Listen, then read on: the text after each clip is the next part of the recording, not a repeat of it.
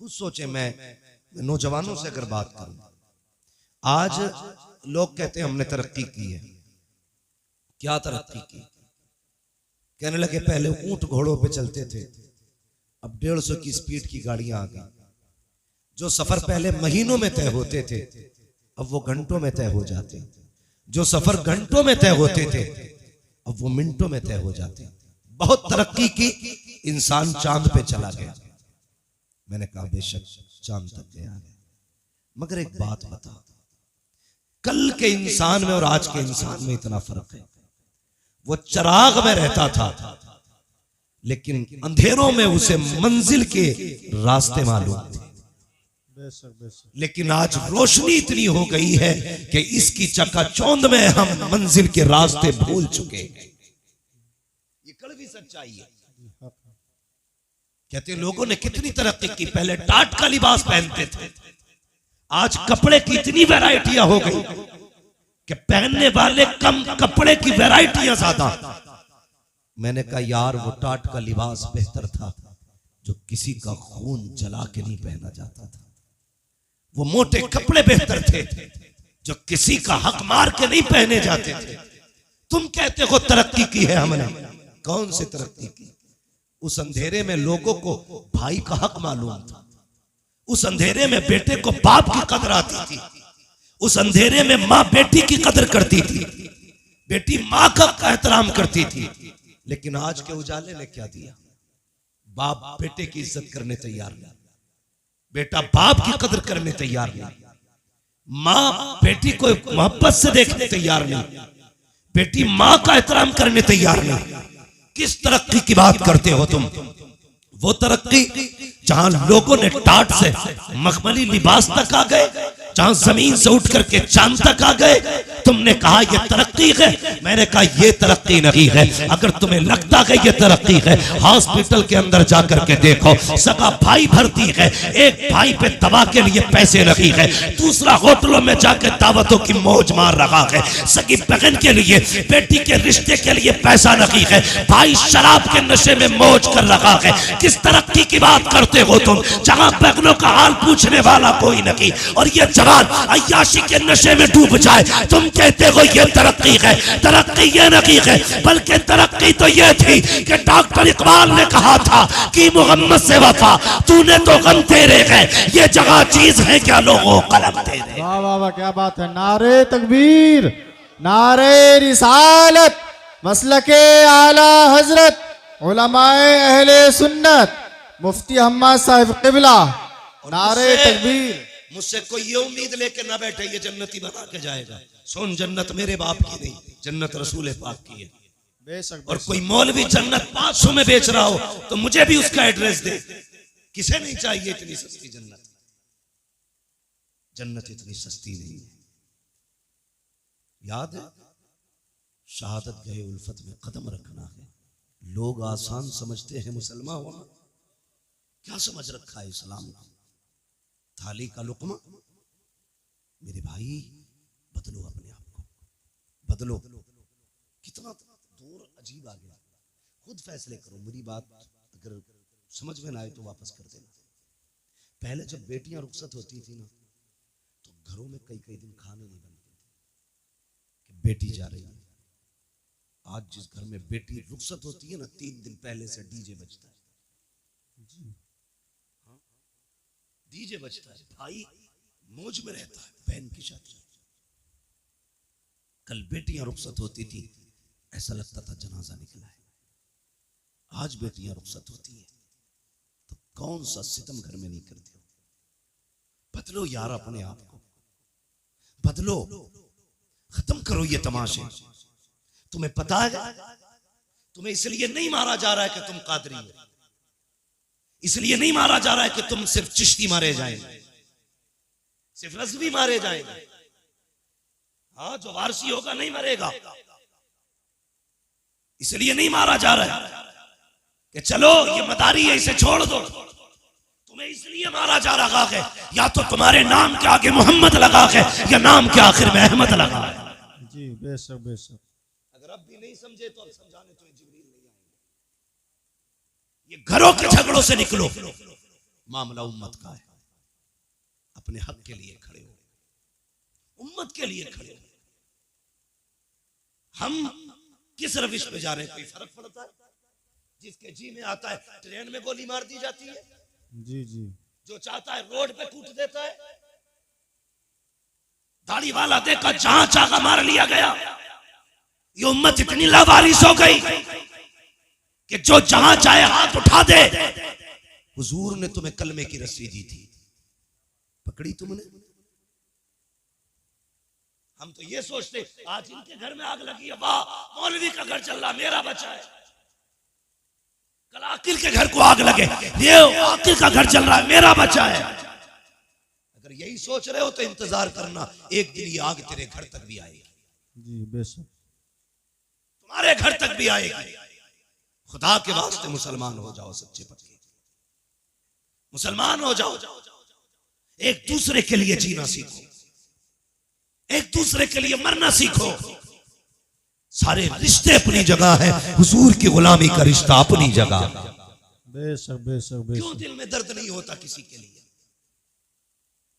मुझे बताया जाए। हर शख्स ये चाहता कि मेरी चौधराहट सलामत रहे, मेरी खसाबी बची रहे। सोम कितना बड़ा चौधरी हो जा, जितना चाहे जमींदार हो जा, जब मरेगा कंगाल हो जाएगा। चौधराहट उसकी सलामत रहेगी जो यहां भी गुलामी का दावा करेगा, वहां भी गुलामी का दावा।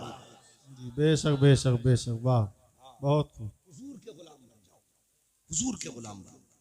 कौन सा बवाल नहीं है हमारे समाज में, एक हंगामा महशर हो तो भूलो उसको। जी सैकड़ों बातों का रह के ख्याल आता है। जी बेशक बेशक। हमारा मुआशरा मर्द पीरों से पहले से तबाह है। अब तो औरतें पीर बन के निकल आई। हाँ? पहले के आतंक मियाओं के कम थे, अब औरतें मियां बन गई। एक दिन आगरे से फोन आता है कि हमारे यहाँ एक खातून है, वो लोगों को इलाज भी कर रही है, मुरीद भी कर रही है। बताइए हमारी कौम औरतों के आगे झुक जाती है जाकर के। हमें तो इतना भी नहीं पता औरत की अपनी हद क्या होती है, उसका अपना मकाम क्या होता है।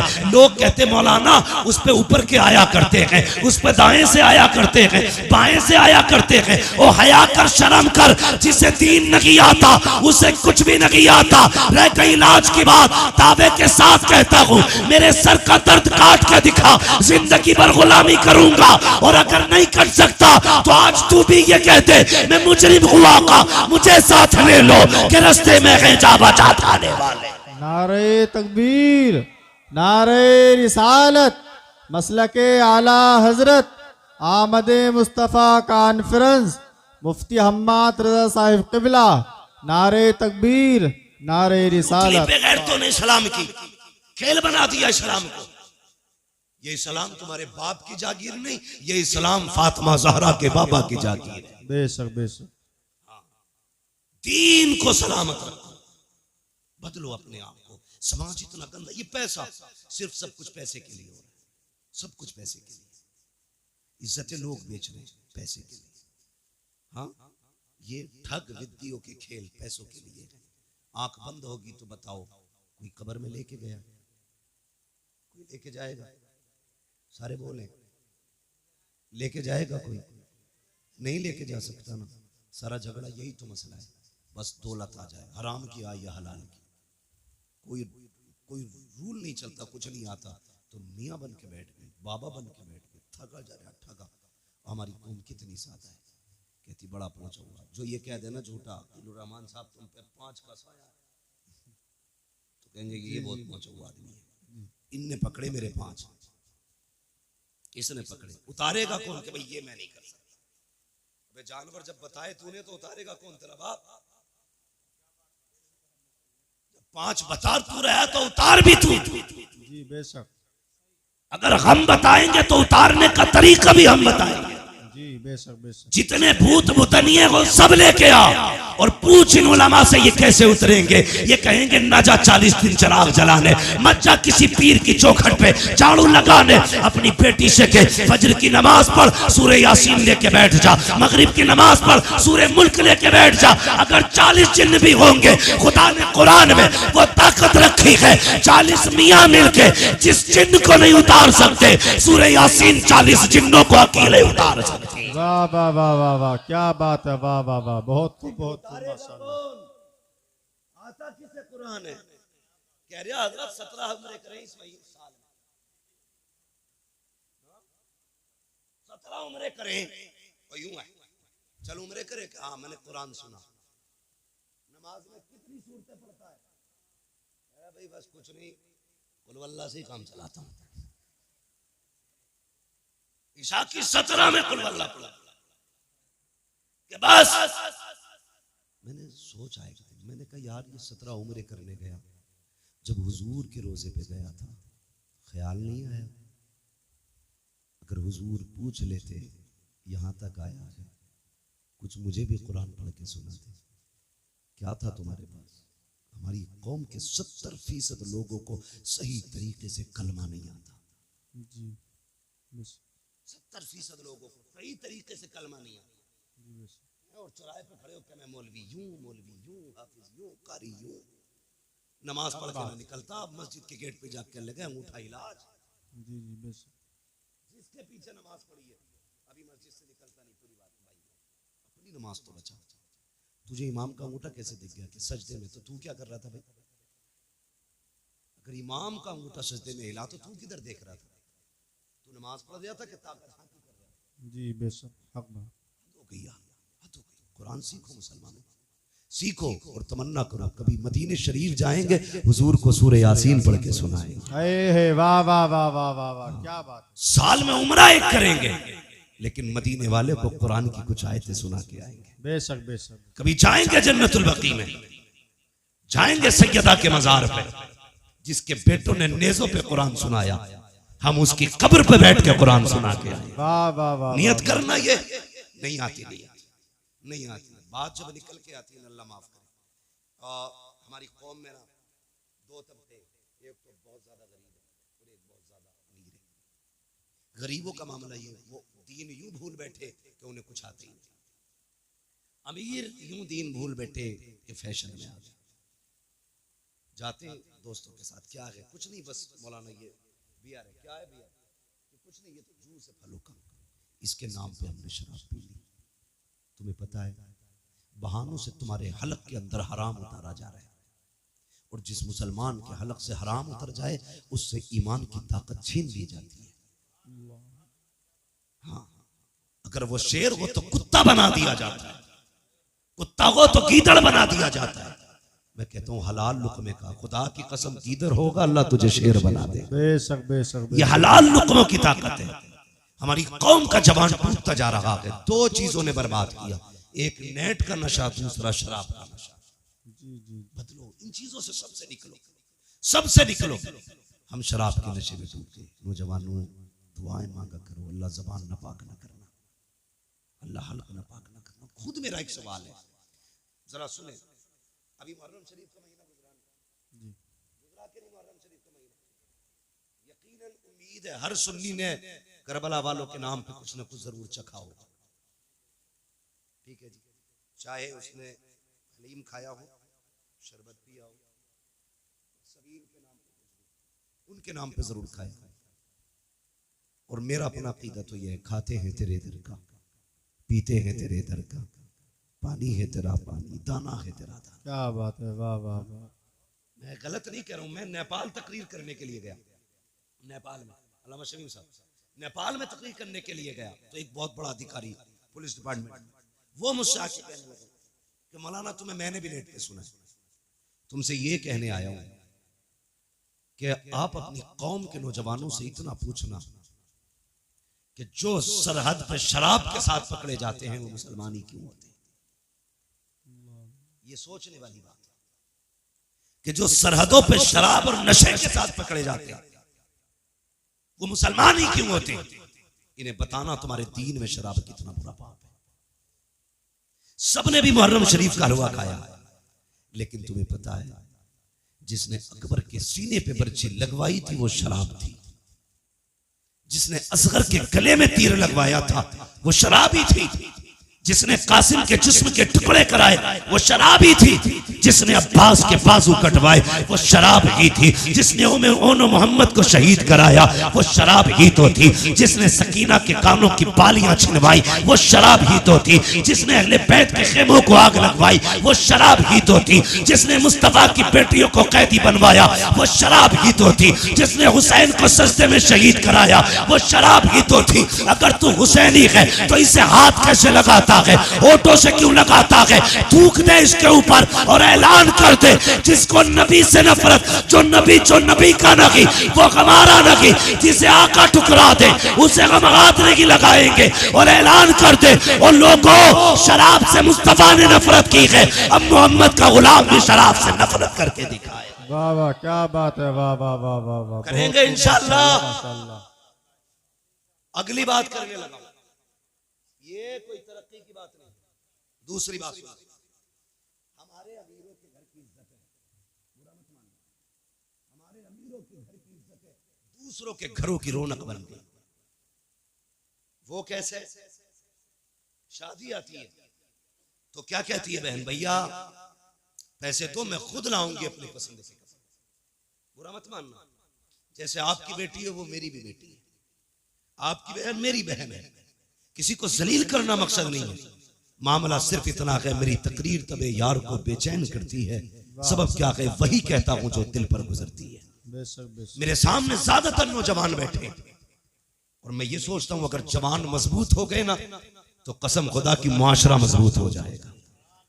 और मुझे खुशी है ये जलसा जितने लोगों ने कराया है सारे कड़ियल जवान है, इसमें कोई भी पुरानी सोच वाला नहीं, नए खून नए जज्बात वाले लोग हैं, और उम्मीद है इंशाअल्लाह एक इनकलाब आना है, एक इनकलाब आना है और हमारे माशरे को साफ सुथरा होकर के लोगों के सामने आना है। नौजवानों वादा करो हम अपने माशरे को बेहतर करेंगे, बोलो इंशाअल्लाह, इंशाअल्लाह, जोर से इंशाअल्लाह। अभी आप सारे नहीं बोल रहे, बोलो इंशाअल्लाह। गलतियां हमने क्या की, बहुत गौर से सुनो। हमारी बहन बेटियां हमसे कहती हैं भैया तेरी शादी है कपड़े अपने पसंद की लाऊंगा, हम लाड प्यार में पर्स निकाल के या बैंक का कार्ड निकाल के दे देते, ले जा लेके। जब वो लाई तो हमने कुछ नहीं देखा, जब उसने आके पहने तो फिर गैरत आ रही थी, लाने के बाद पहने, लेकिन हमें नहीं, देखने वालों को गैरत आई। कसम खा के बताओ, शादी ब्याह तुम भी अटेंड करते हो, मैरिज हॉलों में जाते हो, जब तुम शादी वाले फंक्शन में जाते हो कितनी बेटियों के सर पे दुपट्टा नजर आता है, तुम फैसले करो, मैं नहीं कहूंगा। हम लोग तो जाते ही नहीं मैरिज हॉलों में, इसलिए कि अगर दावत मिल भी जाए तो वहां खाने का इंतजाम नहीं, सारे गधों की तरह खाया करते हैं। हाँ? एक मौलवी को खाने के लिए जगह तक नहीं मिलती, लोग कहते हैं बड़ा महंगा मैरिज हॉल है, बड़ा महंगा किया है। तो यार कुर्सियां आलीशान होनी चाहिए थी, लेकिन हाथ में प्लेटें। एक को मैंने देखा, हद होती है, उसने इतनी प्लेट भर ली कि दोनों हाथों से पकड़ रहा था। अब चक्कर में था खाए कैसे और रखे कहां। समझो यार, पहली बात तो हम लोग जाते ही नहीं है, चले जाएं तो जो लेना देना दे के आ जाते, क्योंकि हमारे लिए जगह ही नहीं। लोग टहल टहल के खाते, इसलिए तुमसे पूछ रहा हूं कितनी बेटियों के सर पे दुपट्टा होता है? 5% बहुत कह दिया आपने, 3% बेटियों के सर पे दुपट्टा नहीं होता। ये दुपट्टे सड़क के गले में आ गए और वहीं पे फिर हुक्म होता है नौजवान दूल्हा की तरफ से कि सारी एक एक मेहमान की वीडियो बननी चाहिए। उसी मेहमान में किसी के घर की बेटी भी खड़ी है, किसी के घर की बहन भी खड़ी है, किसी की बीवी भी आई खड़ी है, बिना दुपट्टे के सबकी वीडियो बन रही है। लोग दूल्हा को कम देखा करते हैं, उन तमाशों को ज्यादा देखा करते हैं। कहीं कहीं पे अगर लड़कियां खड़ी होती हैं, ये वीडियो बनाने वाले, शादियों में औरतों का तमाशा बनाने वाले इतने बेगैरत होते हैं, जिन बेटियों के सर पे पे दुपट्टे नहीं होते, उनके चेहरों को जूम करके कैमरे में लिया जाता है, रोक रोक के वीडियो बनाई जाती है, फिर कहा जाता है फला की शादी की वीडियो मुझे भी देना, फला की शादी की वीडियो मुझे भी देना। किसकी वीडियो है? मेरे भाई की शादी की है। नहीं, कितनी बेगैरती का लिबादा ओढ़ा है। तेरी बेटी की जब वीडियो नौजवान रात को बिस्तर पे लेट के देखता है और तुझे तो पता भी नहीं है कहां कहां रोक के वीडियो देखी जाती है, कहां कहां जूम किया जाता है, कहां चली गई तेरी गैरत। और तेरी नजरों को मुस्तफा ने हया के पहरे दिए थे, तेरे वजूद को बहन की इज्जत का रखवाला बनाया था। तुझे मुस्तफा ने इस्लाम की वो पावर दी थी कि अपनी तो अपनी परायो बेटियों की इज्जत का रखवाला था तू। आज तूने वीडियो बना करके अपनी बेटी का तमाशा बना दिया और तुझे हो क्या गया है? और तुम्हें खुदा का वास्ता शादी ब्याह में वो लिबास न पहनाना जो तमाशा बन जाए। अगर बेटियां आए उनसे कहना पर्दे में आना, मुझे मतलब नहीं है तू रूठे या ना रूठे, तमन्ना ये है कोई राजी हो न हो, मदीने वाला मुस्तफा राजी हो जाना चाहिए। वाह वाह, क्या बात है, वाह वाह। नारे तकबीर, नारे रिसालत, आमदे मुस्तफा कॉन्फ्रेंस, मुफ्ती हम्माद साहब क़िबला, नारे तकबीर, नारे रिसालत। वाह वाह वाह वाह। अल्लाह सबको जन्नती बनाए, सबकी तमन्ना है भी और होना भी चाहिए। मेरे हुजूर ने फरमाया था अल्लाह से दुआओं में जन्नत मांगा कर। ये तो एक अजीब दौर है, जन्नत से भी लोगों का दिल हटा दिया जाता है। माजरत के साथ मैं नात खानों का मुखालिफ हूँ। नात खानी बड़े फख्र की बात है और बड़े नसीब की बात है, लेकिन कभी कभी नात खानी में भी लोग कह जाते हैं हमें रिजवान तेरी जन्नत की जरूरत नहीं है। हुजूर कहते हैं कि अल्लाह से जन्नत मांगा करो।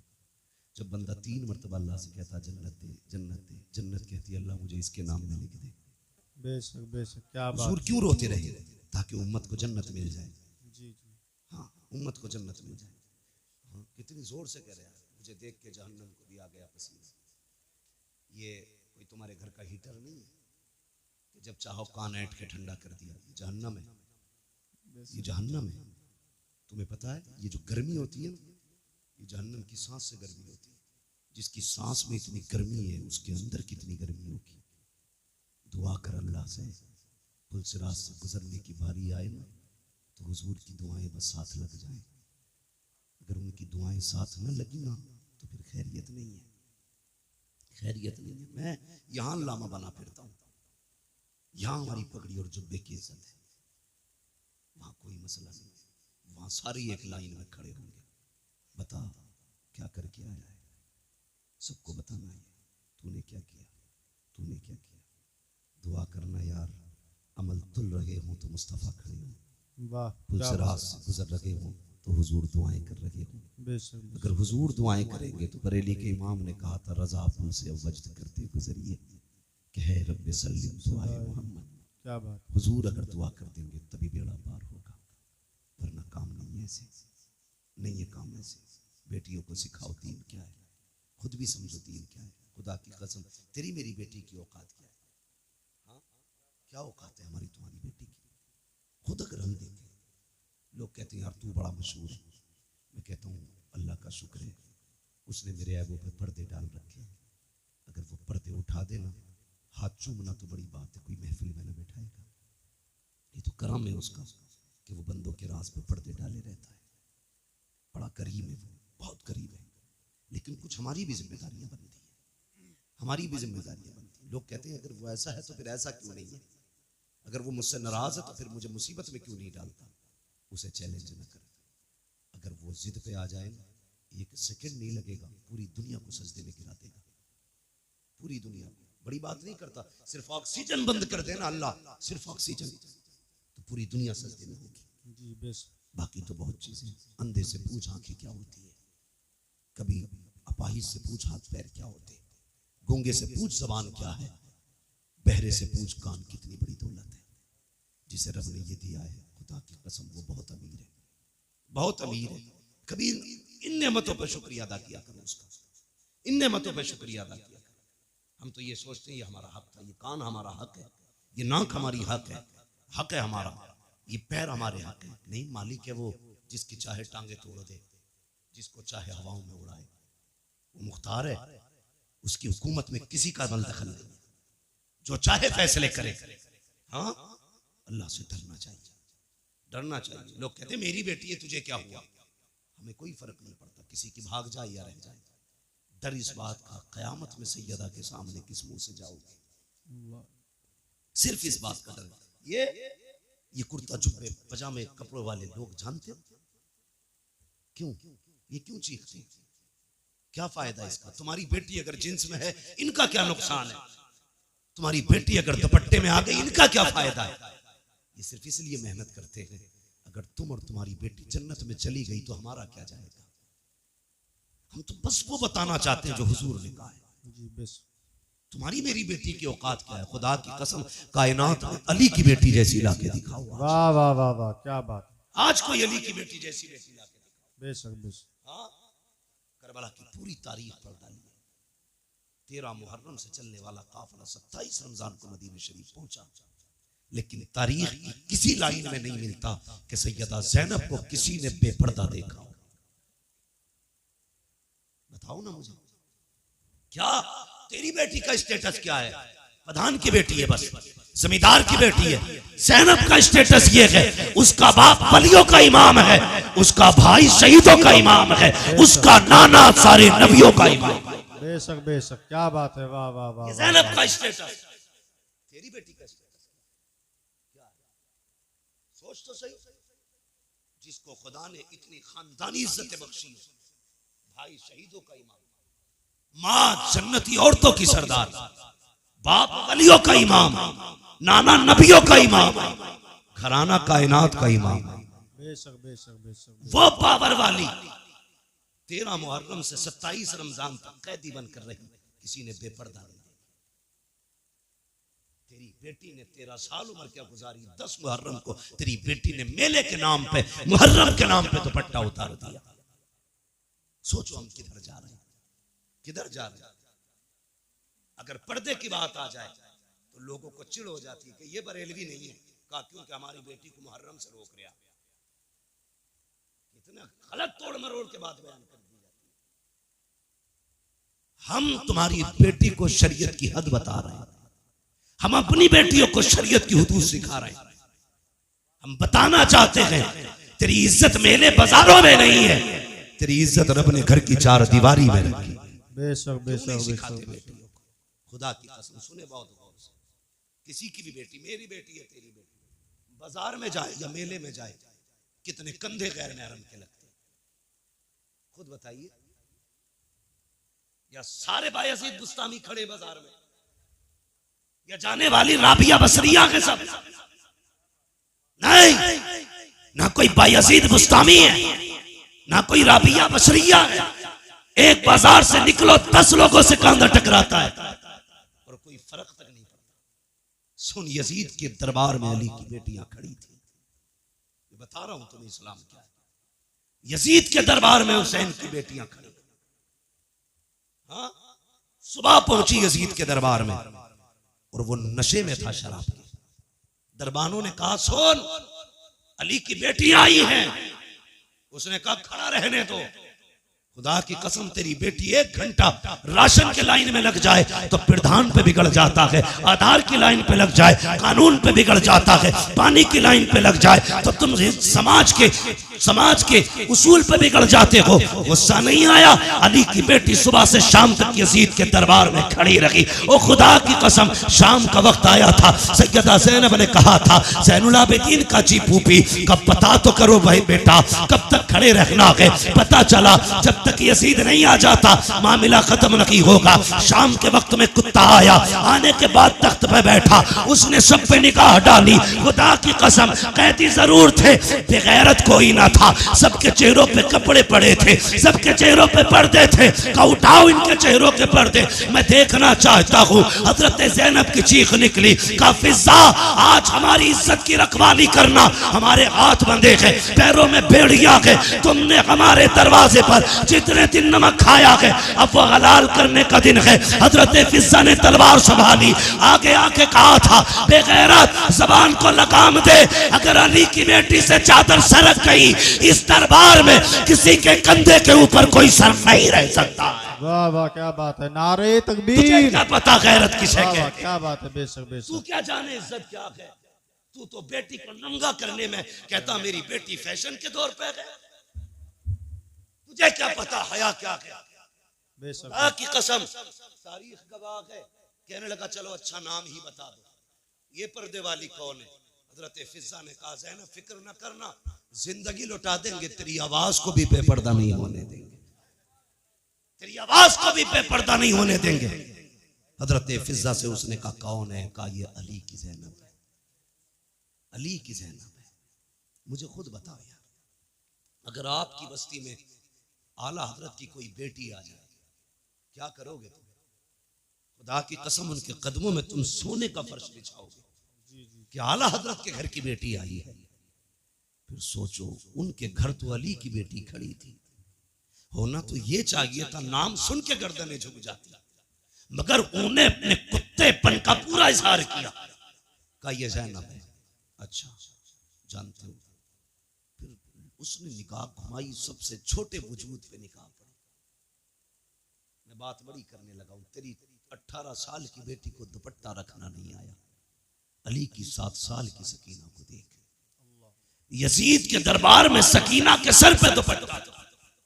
उसने कहा ये छोटी सी बच्ची कौन है जिसके पर्दे का आलम यह है कि इसका चेहरा तक नहीं खुला है, जरा इसका बताओ नाम क्या है? हजरत फिजा बोलने लगी। उसने कहा तू चुप कर, मुझे इस बच्ची से पूछना है इसका नाम क्या है। उसने कहा बच्ची तू बता तेरा नाम क्या है। 3 मरतबा आवाज थी, कोई जवाब नहीं आया। उसने कहा बड़ी घमंडी बच्ची है, ये बोलती क्यों नहीं? इमाम ज़ैनुल आबिदीन ने कहा था वो कुत्ते तू नहीं जानता, इसके गले में जो रस्सी पड़ी है फंदा इतना टाइट है कि गले की आवाज नहीं निकल रही है। अगर इसी की मुंह से सुनना चाहता है इसके गले की रस्सी ढीली कर। यजीद के कहने पर एक सिपाही आके बढ़ा, हजरत सकीना के गले की रस्सी ढीली करने के लिए जैसी करीब आया, गले पे हाथ लगाना चाहता था, तोड़ के ज़ैनब के कदमों से निपटी। वो वहां गया, वहां से हटी, ज़ैनुल आबिदीन के कदमों में लिपट गई। यजीद ने कहा था ये कैसी बच्ची है, गले की रस्सी क्यों नहीं खोलने देती? इमाम सज्जाद ने कहा था तू नहीं जानता है ये अली के घर की बेटी है, ये मर तो सकती है, किसी गैर का हाथ इसकी गर्दन को लग जाए ये गवारा नहीं कर सकती। वाह वाह वाह वाह वाह वाह।